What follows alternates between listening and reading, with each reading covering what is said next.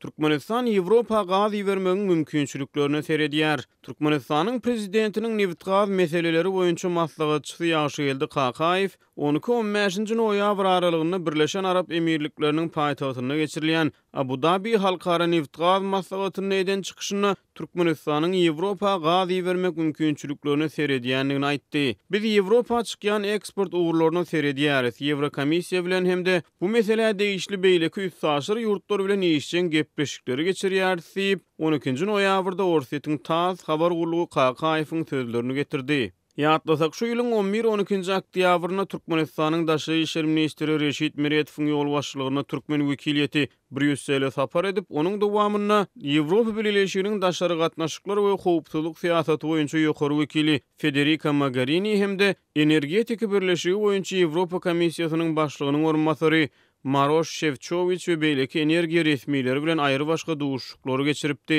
Ýewropa ugur boýunça durmuşa geçiriljek taslamanyň Azerbaýjanyň üstü bilen Türkiýe, onuň aňryk tanap gaz geçirjisine biriktirilip, soňra Ýewropa çykarmak gözeňinde tutulýar. Kakaýew Ýewropa ugur boýunça değişli üstsaşyr ýurtlar bilen Türkmenistanyň işçen gepleşikleri geçirýändigini aýtdy. Ýatlasak 18 oktýabrda Türkmenistanyň daşary işler ministri Reşit Meretow Bakuwa sapar edip, Azerbaýjanly kärdeşi bilen duşuşdy hemde taraplaryň metbuat habarlaryndan ma'lum bolşuna görä gyzyklanma bildirilýän meseleleri şol sanna hadarda hyzmatdaşlygy maslahat etdi. 9 noýabrda bolsa Türkiýanyň daşary işler ministri Mevlut Çavuşoglunyň Türkmenistana eden saparynyň dowamyna daşary işler ministrligine duşuk geçirip Transhazar arkaly türkmen gazyny tanapa birikdirmegiň mümkinçiliklerini maslahat etdi. Transhazar'ın üstü bilen Ýewropa bazarlaryna 30 ýylyň dowamyna her ýyl 30 milliard kub metr türkmen gazyny iýermek gözeňinde tutulýar. Geçen ýylyň noýabr aýynda türkmen resmiýleri Türkmenistanyň Orset'in üstünden hem Ýewropa gaz akdyrmagynyň mümkinligini aýdypdy.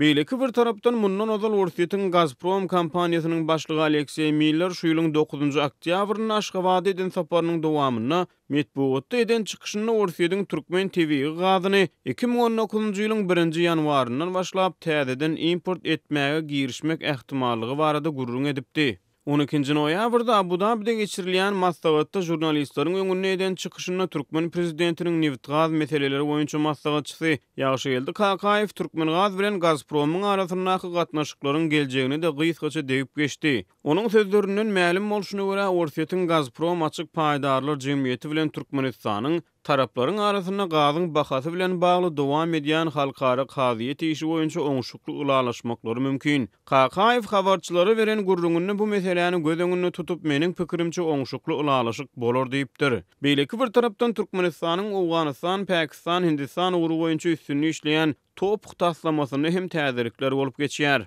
Orset'in TASS habar gurulunyň 13 noýabrda ýazmagyna görä taslamanyň ýol başçysy Muhammed Murat Amanow Abu Dhabi'de jurnalistlere beren gurrungyny bu proýektiň guruluşynyň bahasynyň häzirki wagtda 7 milliard dollara durýanlygyny aýdypdyr. Mundan ozal bu taslamanyň bahasynyň 10 milliarda barabardygy aýdylýardy.